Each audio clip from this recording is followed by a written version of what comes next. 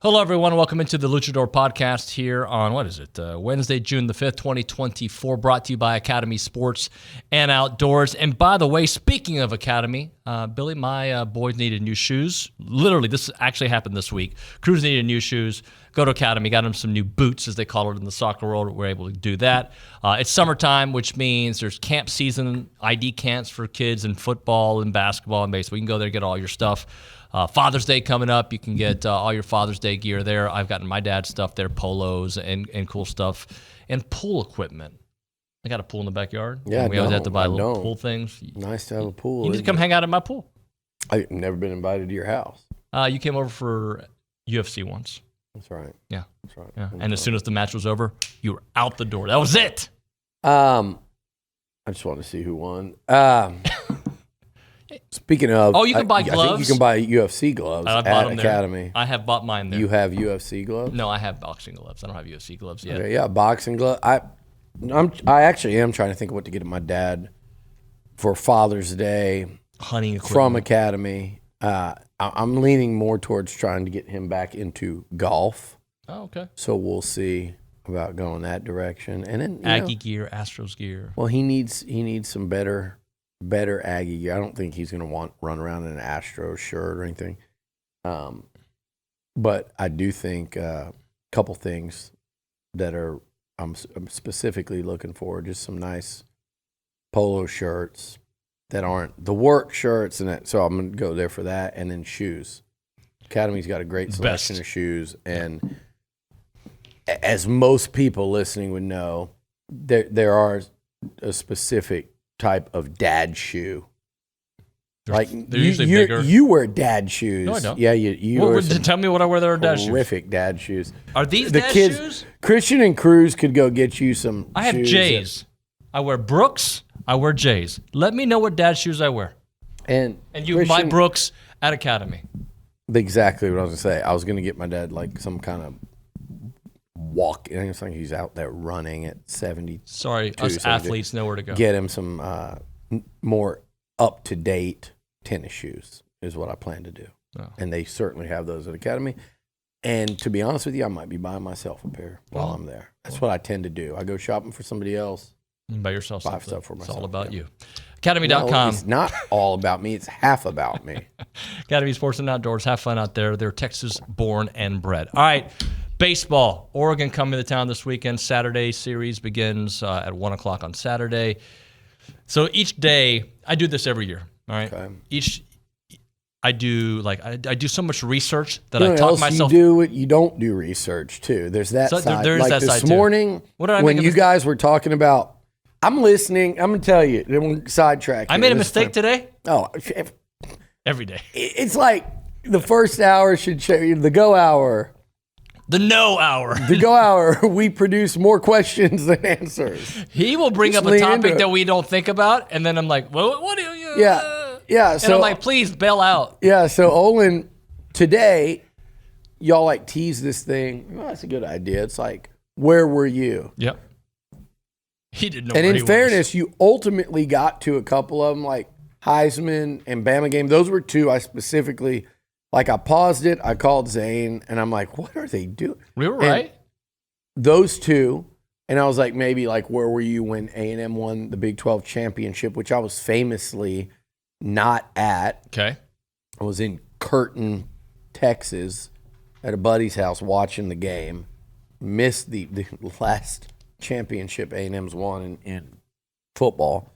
And I was thinking those would be the type, AC Law hits the shot. Mm-hmm. Where were you? Where were you?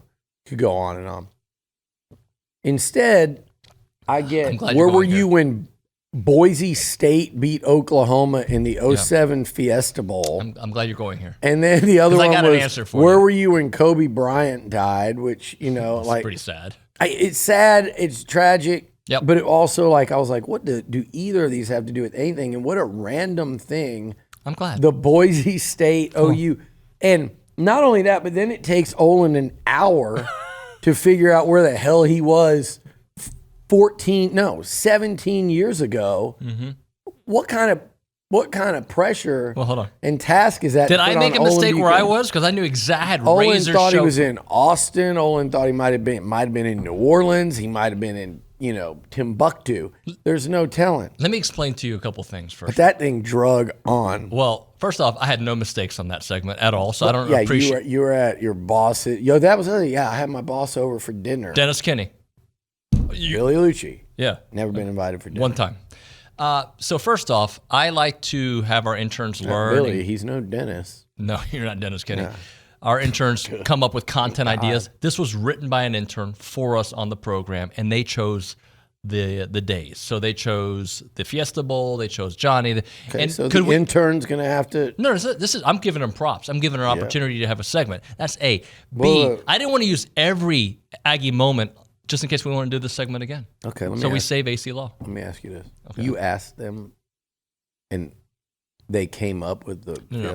We have I'm glad you're listening to this. On our rundown, we have a section called ideas, and everybody's supposed to put in a few ideas to run on the show. So far, so good. All right, and that was the idea that they had for Tuesday's show that we didn't get to. I was like, you know what, that would be fun to do with OB.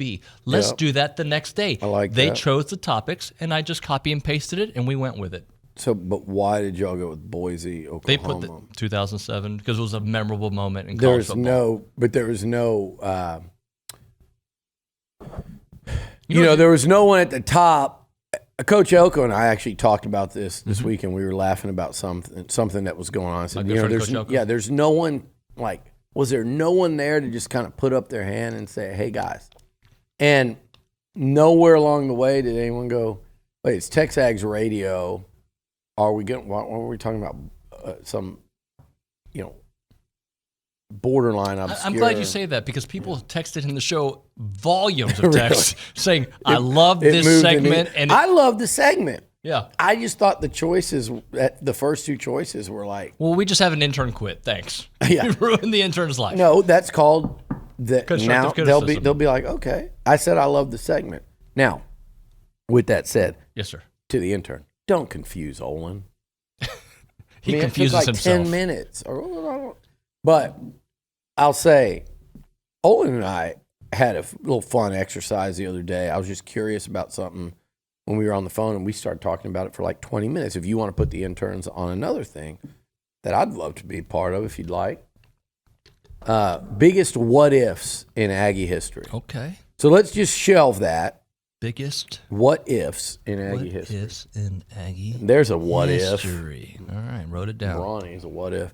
Biggest what-ifs in Aggie history. So let's shelve that for now. Okay. For future we'll revisit Luchador. that either in a Luchador or on Texags Radio. Okay. Okay? Awesome. And don't even start going down the road because there's a ton of them. So about 20 minutes ago, I started this segment talking about I do this to myself. Every series, I'll talk myself into why A&M will win, A&M will lose. Any game, basketball, baseball, right? Yeah. And initially, I'm like, oh, Oregon, we got this. And then I start doing research, and I hear from you, and I hear from Bronny. They're built like an SEC team. Yeah. They can hit home runs. They play in bigger ballparks. Yeah, the weather. And now I'm like, oh, man, they're actually better than I thought. Bronny's, it feels like his number one mission is to instill fear into the fan base before every series. It's almost like he's setting up an excuse to say, I told you so. Because if A&M loses, we're all down and deflated, and he at least it's like somebody I know that like they always bet if there's a little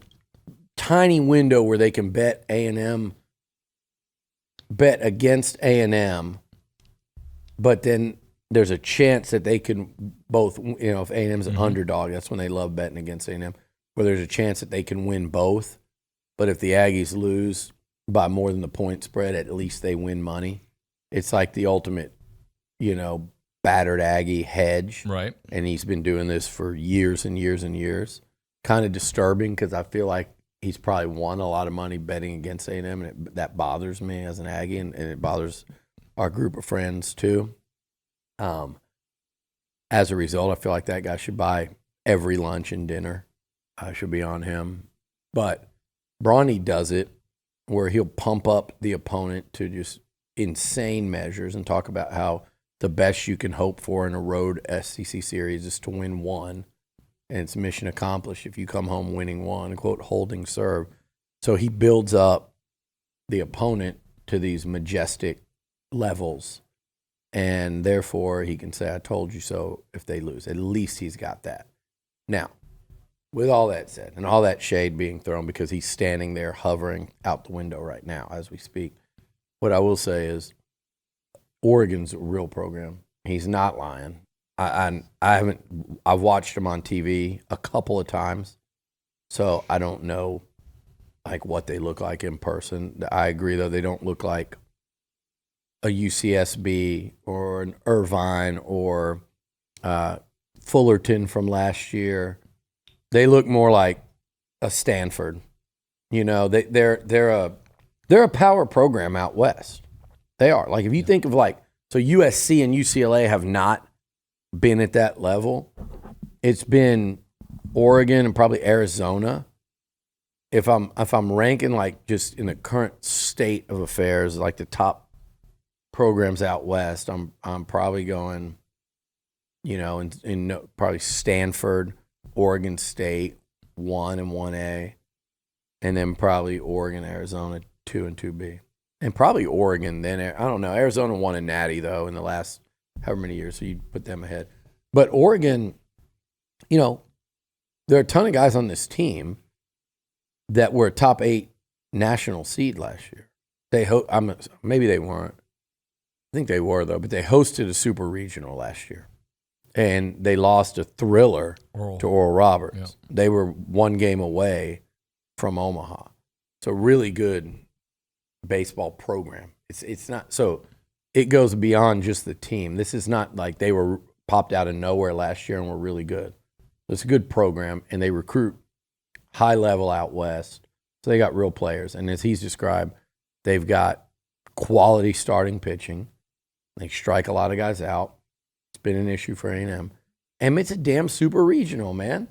We're just talking about the team that lost at home to Oral Roberts last year. Oregon was not a national seed in 2023. Okay, they won their regional and hosted a super. They hosted a super regional. Right. They were 1 game away from Omaha, they upset right? Vanderbilt in Nashville. There you go. Yeah. They went into Vandy and upset Vandy. Quality baseball program. Therefore, I don't think it needs to be said. They are capable of coming in and upsetting Texas A&M. There have been far greater upsets in college baseball, probably every year, than Oregon coming in and upsetting and winning 2 out of 3 from A&M. Maybe, quite possibly, one of those being Oral Roberts going up to Eugene and taking 2 or 3. You think those fans were counting their chickens, counting their ducks? That they thought they were in Omaha last year when they saw Oral Roberts coming into their super regional. They got through the toughest task. They won a regional at Vandy by beating Vandy, right? The national championship program Vandy. They were cruising to Omaha. What happened? So A&M beat Texas. You know, they put the Longhorns in here like they always do, and the Aggies handle business in one of the more thrilling college baseball games you'll see. Tremendous atmosphere, wild finish, yada, yada. And they beat Louisiana in a very business-like, fun fashion with all the home runs and kind of a coronation, right? And now you got the Oregon Ducks. You don't have the 1 seed or UCSB coming in here, the Gauchos. You've got Oregon coming in. I'm just saying, fans, show up, show out, be ready to give this team every bit of support you can. I think it's going to be a really tough series. I think, you know, Louisville a couple years ago, I think people really saw that and they heard us because it was like, that's a really good baseball team. They had, you know, knocked A&M around in the World Series the last time they'd been there. It's a really good baseball team. Like, watch out for them, and everybody was primed and ready. Aggies won that in 2. It was a walk-off, or is it pretty sure? Yeah, it was a walk-off in game 1, and then in game 2, I think they won a 1-run game where there was a fly out to the warning track in the 9th to win it. Maybe there is. It just feels like it's going to be rare that you comfortably cruise through a super regional. You might win a game comfortably if you're lucky, but there's going to be a fight here this weekend. and I don't think that there's any question about that. But I like A&M in a fight, and I like this team in a fight, and I really like this team in a fight at home. I like this particular team in a fight at home where they've lost 3 games all year as opposed to, what is it, how many wins? 30-something? 35, almost 40 now at home? At home, they were 35-3 coming in, so 38. 38-3. 38-3 at home. They're whatever in O against teams outside the SEC. And look, this is what you played a whole season for, is to host your way to Omaha and to, look, it's not what you play for, but anytime you can avoid meeting an SEC opponent until Omaha, you'll take it. It guarantees nothing, but you'll take it.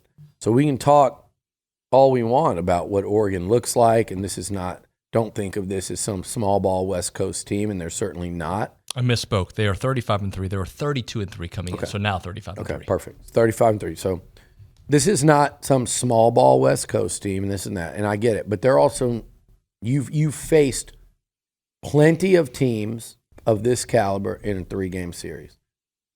I was very worried about a regional because if you falter in that second game, and you never know when a guy like LeBaron Johnson, LBJ, is going to come in here with his 98-mile-an-hour stuff and pitch the best game of his career. You never know when any of your starting pitchers just don't have their day. And if that combined, like if Prager wasn't elite the other day and recover from that first pitch mentally and just be Prager, right, A&M would have been in real trouble in that regional. To have to go play the next day at 2 o'clock in that heat against Louisiana and their lefty and then their reliever, it could have very well, I don't think they would have got battered like Texas ended up doing, but it could have very well been sent home. It would have been a tall task. And even had they won, night game till midnight, day game in the heat, come back, play Texas against Ace Whitehead, who pitched his ass off against Louisiana, you're in trouble. So the regional scares me a lot more than a super. That doesn't guarantee anything, but Texas A&M has played what? They have played essentially 10 super regionals this year in the SEC. I believe they went 7-3. They lost a 3-game super regional. They lost game 3 to Florida.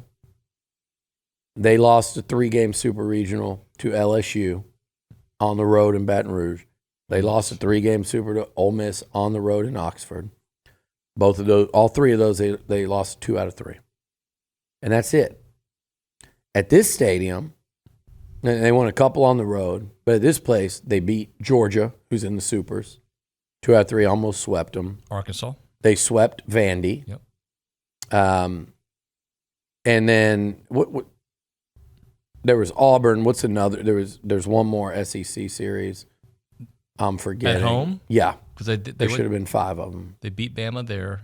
Arkansas, we said. I was saving Arkansas, who was a top 5 team. So you beat a super in Georgia. You swept Vandy. You almost swept Georgia. And you won 2 out of 3 against Arkansas. This is a super. State. Mississippi State. You won 2 out of 3. Who was a regional team and a 2 seed. So at home, you won all 4 of your super regionals, and a couple of them you would have won in 2. So I mean, look, this is, however good Oregon is, you're comparing them to Vandy, Mississippi State, Arkansas, Georgia. Okay, like you have faced this in best out of 3s, and you've prevailed. This past weekend, now Grambling's an easy game. You played a best out of 3 essentially against a team like the caliber of Texas and ULL. Good programs. I think both those teams would give Oregon everything they wanted. You won that series in 2. Like you won Saturday, you won Sunday, done. Yep. So I will take A&M's chances in this one with the acknowledgement that it is very hard to punch your ticket to Omaha. And crazy things happen, and it doesn't have to be that crazy because this is a good team coming in. But A&M playing good baseball, if the Aggies have their A game, they are as tough to beat as anyone in the country at home. It's probably A&M, Kentucky, Tennessee. It's probably about it. You know, the other team I might put in there might have been Arkansas, but they have a history of folding at home in the postseason under their current coach, Van Horn. But if you were saying, hey, what's the toughest test to go face in college baseball this postseason, you'd say going to Tennessee because they're probably the best team right now. You'd have said going to Kentucky because their fans are rabid right now. They can taste it. And that team has a little magic about them. There's something special about them. And you'd say going to A&M with that crowd, with that team, with that lineup, playing in that stadium. And when those bats get hot, the balls fly out of the yard. So take my chances with that. And hopefully we're sitting here doing the podcast talking about previewing the Omaha field, which, by the way, looks insane when you look at it and the potential of Kentucky, Georgia, Florida, A&M on one side of the bracket. You'd literally be talking about like a 4-team regional of all SEC teams. I mean, it's crazy to think of how difficult that could be. The first order of business is for the Aggies to handle their stuff. Kentucky's got a tough test with Oregon State. Don't underestimate NC State with Georgia. I think that should be a wildly entertaining series. And then as far as Florida goes, they've got to go on the road and win 2 out of 3 against Clemson, number 6 seed, which I kind of think they're going to do. You think they're going to do it? I do. All right, let's hear from our friends at Academy Sports and Outdoors. What's so fun about fun? It can take any form. Be a sacred ritual. Who wants chicken? Or a random whim. For us, fun is everything. Academy Sports and Outdoors. Have fun out there. All right, now we're going to talk a little football here. So let's talk about, we've done this highs and lows potential for A&M and other teams here. All right, so throw that out the window. What has to happen? What has to happen to get this team to their optimal record? 9-3, 10-2, 11-1, whatever it may be. What do they have to do to reach their ceiling, in your opinion? What do you think? I'm easy. I think they block, they win. I mean, I make it. I know you've heard it for 3 years on the show. That's my thing, but and they haven't blocked and they haven't won. Right. I think if you block, you keep Connor upright. Look, I want to see how the wide receiver position develops. I do. I want to see more from Noah. We've only seen Noah flashes from Moose, right? And Ja'Day Walker, I want to see it over the entire season. But I think if it comes down to the offensive line, I am very confident in the defensive line. I'm actually very confident in the defensive backs. I feel like that's going to be an upgrade. Linebackers a TBD, but I love Torian York, obviously. To me, it goes right back to that offensive line because I do think the running backs are primed for a really big season. Protect Connor, protect those backs. That's what I think it comes down to. You've been taking notes. Because all I'm just going to say is I agree. All right. Everything I've been saying, like I truly think that, David. I think, look, you've heard Mike Elko talk about this defense.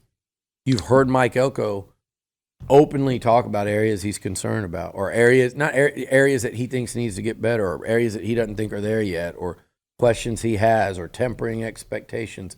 You've heard him do all those things, but yet that same person gets up there in front of a mic and says he's really excited about this defense. That's a defense without a couple of 5-star players, one that's proven it, one that has had 1 year to kind of sit and learn at Bama, in Shamar Turner, who set out the spring with the injury on the D-line, and with Des Ricks at cornerback, who I think if he comes back, and I think he's already healthy, but has a good offseason and good fall camp, he's going to compete to start at one of those corner spots. He watched a defense without those guys and without a transfer linebacker from Pitt, who was a really good ACC linebacker last year. Not okay, like really good. Without those 3 guys, he watched the defense. And now you're adding those guys into it. I think they've got to be pretty excited about what that defense could look like, especially if they came away already feeling good. You've also got Jones at safety, who from Central Michigan, who you thought was a big addition during the offseason that missed the entire spring. So there are real pieces there that the Aggies think they can come in and be very strong on that side of the ball. And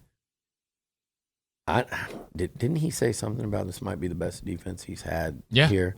If that's the case, let's just call that an if and forget about the why.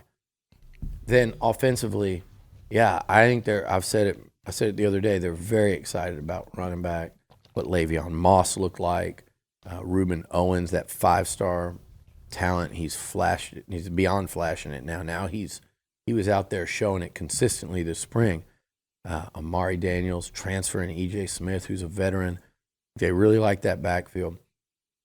There are questions about the pass catchers, including tight end, like who's going to emerge, who's going to, what's Donovan Green's health going to look like, how far back is he going to be to looking like his old self in August. There are questions about the pass catchers, but I think if they can play defense, stop the run, which Mike Elko defenses do. He put SEC leading run defenses up here when he was here last time without very much in the secondary, particularly in terms of coverage, because of what they inherited here when he and Jimbo got here. But if they can stop the run and run the football, and you got to think of these backs, you think of Colin Klein and what he did at Kansas State in terms of being extremely creative in the run game, in the run scheme. And that's what I know really attracted Elko's attention when he started to see what Colin Klein could do in the run game and then meshing that with the pass and playing off of that run game. That really got him excited. If they can do that, stop the run, man, to run the ball, the O-line has to play well, obviously. And if you can run and it's not predictable, then in terms of keeping Connor upright, that becomes a hell of a lot more doable. If they do that, Connor Wigman, I think people have forgotten, had people ask me, is he really that guy? Or is it going to be Marcel Reed or Jalen Henderson? And I think people are forgetting. It's great to be excited about the other QBs based on what Jalen showed last year, and really Marcel as a true freshman being thrown in that bowl game. Hell, I was excited. I'm still excited about the future. But I think he could be a starting quarterback at A&M. But people are sleeping, not just here, but nationally, and I feel like people are forgetting what Connor Wigman was looking like last year before his injury. Games like the one he had against not even Miami. Miami, he played great. The beating he took in that game. He got hit every play. Somebody asked me the other day, well, is he, how tough is he? I said, did you watch the freaking Miami game? He got hit on every play. Were you just so upset you didn't pay attention? That dude took a beating. Did you watch him try to come back and try to play against Auburn with a broken foot? Did you see him take that hit against Ole Miss where he got wiped out? So, to me, come back and throw a touchdown on the next play to Noah Thomas in that game. The Ole Miss game, beating a top 5 LSU team, the plays he makes, like give that dude time and he'll make everyone around him better. So that's my key to this team, maximizing what they're capable of. All right, before I let you go, let's talk the A&M Texas rivalry. Yeah. We saw it in softball, and it came down to just that run, right? We saw it with the A&M Texas baseball game. We've seen it in other areas. Yeah. And now football is literally knocking at the door. Just it's been cool the last 2 weeks of seeing it up close and it really mattering the way a rivalry should, but with postseason aspirations on the line for the College World Series for the softball college. I know A&M and Texas have met in the postseason. They met in volleyball. I complain about it. It's too much. It's just too easy, and they manipulate kind of how things go. Hell, I think Texas fans in baseball have right. It's hard to complain when you're a 3 seed, right?